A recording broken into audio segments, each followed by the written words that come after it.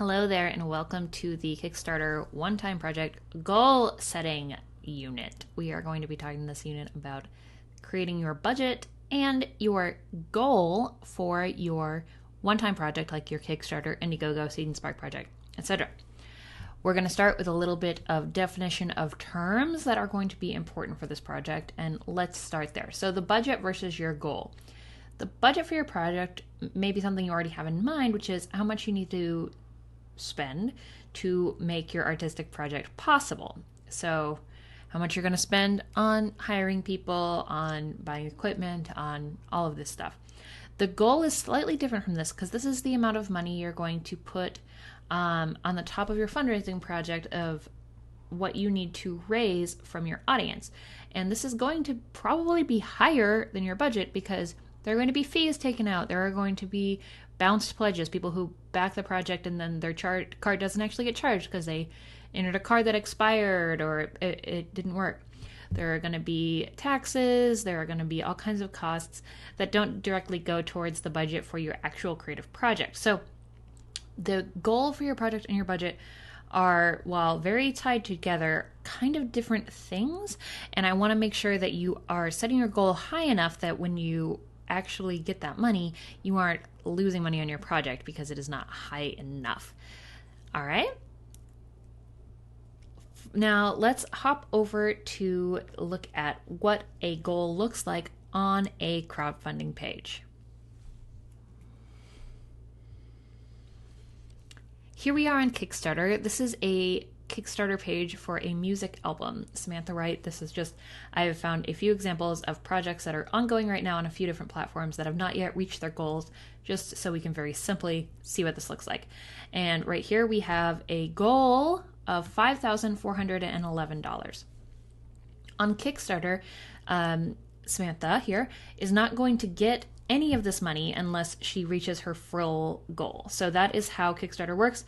It is an all or nothing platform. The project will only be funded if it reaches its goal by the end of the funding period, which right now is 21 days to go. So right now, Samantha's only raised $644 and she needs to raise $5,411. This little dollar sign thing actually means that this has all been translated over from euros. This is a European project, I believe, or British, German project. But this is where the goal is, and this is how you can tell how far it's gone.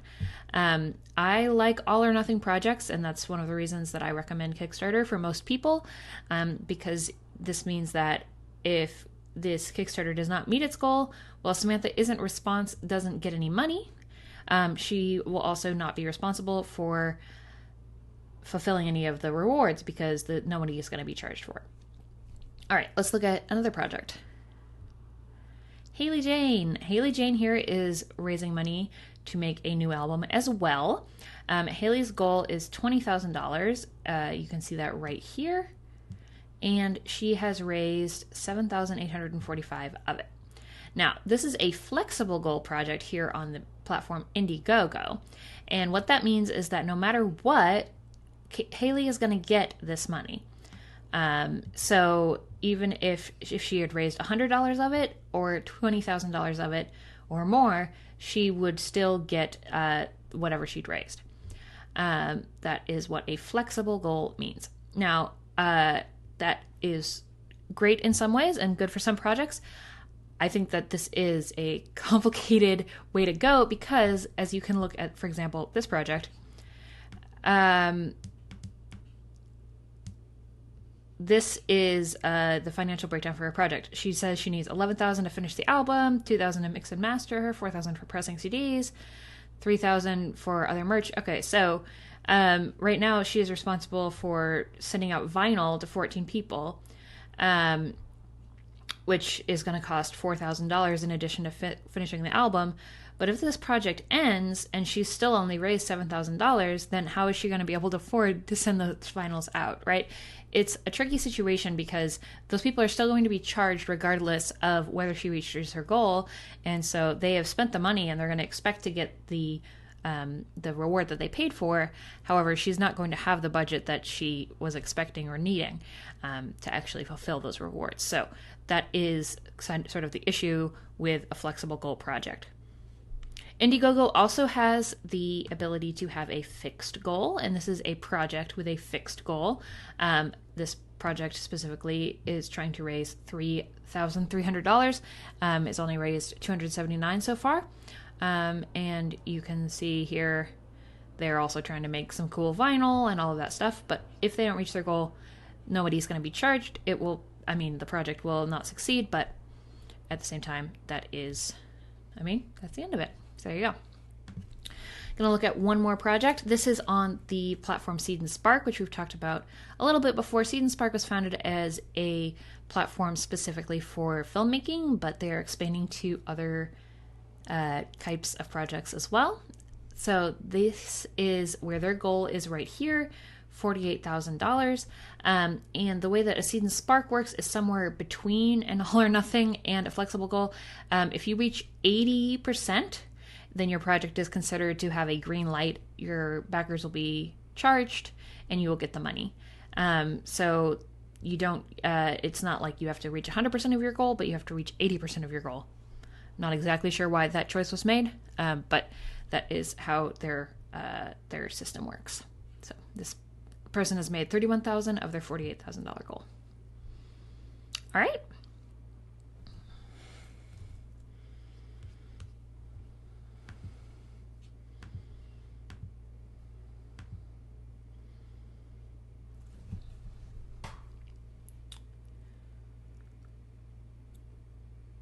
So that's a little bit about different kinds of goals and how they work.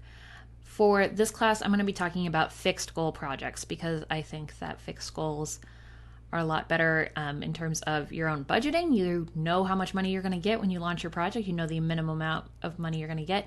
It also just is a lot easier to market. And I think psychologically, the idea of saying, I can't make this project unless I reach this amount of money feels a lot more honest and a lot more inspiring than saying like, I want to make this project. I would like as much money as possible, but I don't need it, which is what a flexible goal feels like to me. But either way you do it, you can find stuff that applies to you in the rest of this unit. All right. So it's really important to have an accurate goal, a goal that is going to be something you can reach and that is enough for your budget. And why is that? Let's talk about it. On Kickstarter and all other all or nothing platforms, if you don't reach your goal, you don't get any of the money and you can't make your project. Obviously, that's important. Creating momentum for your project early on, people love to join a winning campaign. So that's why one other reason that accurate goal setting is important. If you're asking for a lot more money than your audience can support, then it's not going to look very good for you, and it might look, it'll just seem really slow. Like if for example, if your audience can sustain like a $20,000 project, and you ask for $50,000, then it's just going to be really slow going at the beginning, and you may eventually get there if you beg and scratch and your way there. But it's going to be a tough one, and it might strain the relationship with your audience. So just knowing what your ability is, knowing how much work you need to do to develop your audience beforehand is really important, so that when you do launch, the goal, the size of your audience, the budget all match up. And that's the same thing as this next line here, the appearance of professionalism, the fact that you know your audience and your potential. So, aspects of goal setting we're going to go over in this module. How much do you need? And these are the things that go under that. Obviously, this is the biggest part of goal setting. The cost of producing your art, your rewards, which we just did. So hopefully you have all of those worksheets from the last unit.